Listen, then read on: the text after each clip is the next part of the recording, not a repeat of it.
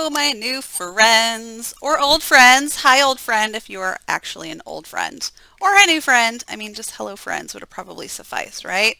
All right, well, welcome to my channel, Educator Erin. That's me. Hi. You can contact me at heyeducatorerin@gmail.com. Now, I do have a website coming. So you'll want to subscribe to this channel so that you don't miss the big announcement when it goes live. I am continuing to work on it and add content just for you, my fellow teachers and online teachers and aspiring online teachers. Just for you, so you don't want to miss the big announcement and where to go when that launches, because I have some awesome freebies for you and some amazing content that you'll just not want to miss. So make sure you subscribe, because then you'll be notified for all my videos. You won't miss any content on here, and you won't miss the big launch. So yay. All right, so let's get into today's video.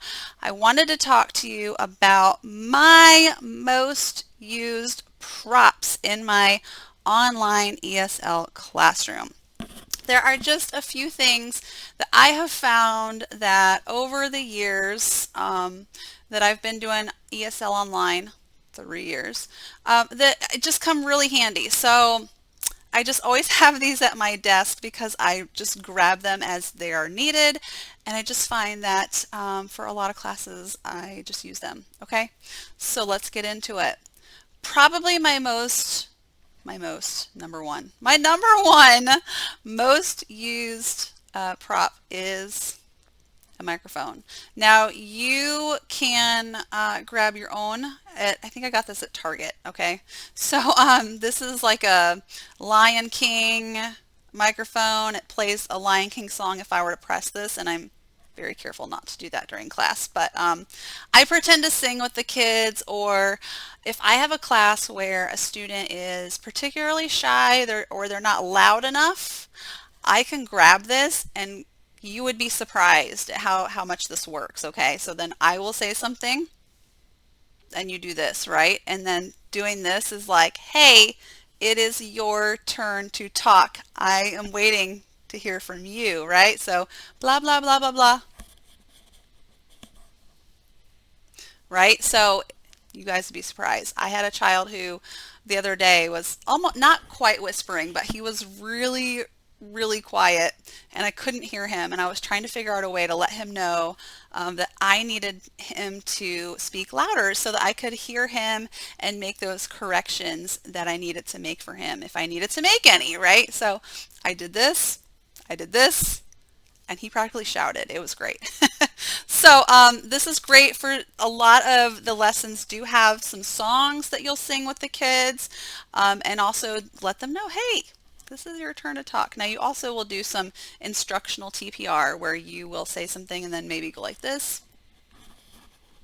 And that also lets them know it is your turn to talk. But this is amazing. Now yours does not have to be a Lion King one. You can grab whatever one you want. You can make one out of paper. It doesn't matter. It really doesn't matter. Okay. But I do use this quite a bit. So that's always sitting at my desk. Another thing that I always have is these little ice cream things that I got, I think at the Target dollar spot. So if they look familiar, you probably saw them there too.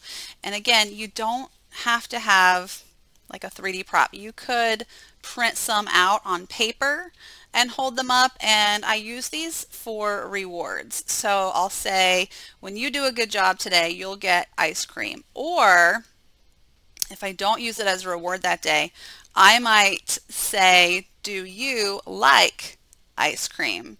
And that's a way to get a child talking, because our goal in our classes is student output, right? So it's another way to get students talking, because usually they say they like ice cream. I haven't met anyone yet that has said no, they don't like ice cream. So usually has a great response. Okay, another one that I will use for rewards, or maybe colors. I have these really cute shiny stars. And again, they don't need to be anything fancy. You can make these out of paper. okay, or just print out some colored stars, but these are shiny, so I really like them shiny stars. Ooh, shiny things, right? If you're someone that likes shiny things. So these are just fun. It's fun to count them with the kids. Once you're done with the lesson, you got 1, 2, okay, 5 stars today, and then I'll hold up all the stars, and it's a big celebration of how well they did because they got all these great stars, right? So I usually have these sitting around. One that I use almost every class, especially with new students, is this smiley face. You guys, I printed this out, okay? This is on like a cardstock paper. I cut it out, and as you can see, not very well. Then I taped it to a plastic fork. That's all. It's not fancy. It's not fancy. You don't, and I just hold this up to the camera and I will ask a child how they are today. And if they have trouble telling me that they're fine or they're happy or whatever they are, I will hold this up and I will say, "Are you happy today?" And I'll hold it right up to the camera, and they understand and they will tell me that they're happy. And then I can help them put that into a sentence if they don't already do that on their own, which a lot of times they will do that on their own and tell me that they're happy. This is great. It was very simple to make. You can even make a really big one. I almost wish I had one that was like the size of my face. I think that would be awesome. Another one that I've used a little bit,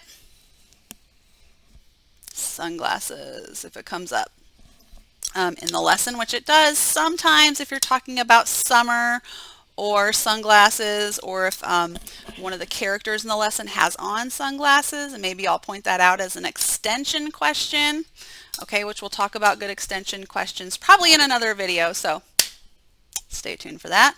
And then I have this basket, and I'll show you guys, I will show you guys this little, it's just a green, I don't know if it's showing up green on camera, it's a green basket. I have a variety of things in here that I can just grab. This one I've used a lot. This has a hair on it. Whoops. This is just an apple. It's like a kid's toy. It's just a plastic. We talk about fruit a lot in lessons, or you can even use it just to show like the color red. So many different things, right? Markers to show drawing, writing, colors. So, and then this one's a really popular one, just a little car. Okay, and I had a really cute lesson where I had the lesson had a red car in it, and I happened to have this right out by my computer, and I held it up and was like, "I have a red car," and guess what? The kid turned around and grabbed a red car, and I was like, "Oh, you have a red car too," and it was just a moment and fun. So now, do you need to go out and buy a bunch of kids' toys? No. Absolutely not. These are things that I have collected over the years. Guys, I didn't start out with hardly anything, okay? If you're a mom or a nanny, and I was a nanny, so I'm not a mom, but I was a nanny. So like I got this from my nanny kid, like they gave it to me. They knew I taught online. They were getting rid of it. Okay, I'll take it. Thank you. But you can get stuff from the dollar store if you want to buy stuff. Again, you don't need to go out and buy stuff, okay? You don't need to. If you're a mom, you know your kids have toys, right? And they probably have enough toys for you to use, you know, and you can just kind of borrow their toys, right? So you don't need to go out and like buy a basket of things. What else do I have in here? I have like pizza, right? So kids like pizza. I think I got these little frogs also from the Dollar Spot, and maybe not the Dollar Spot, but they were from Target, I believe. And so I used to give these out as rewards because I think I had about 6 of them. But now I'll just use it for frog because there's animals in lessons and all kinds of stuff. So I've got this. Okay, so just, again, you don't need to have a ton of things to get started.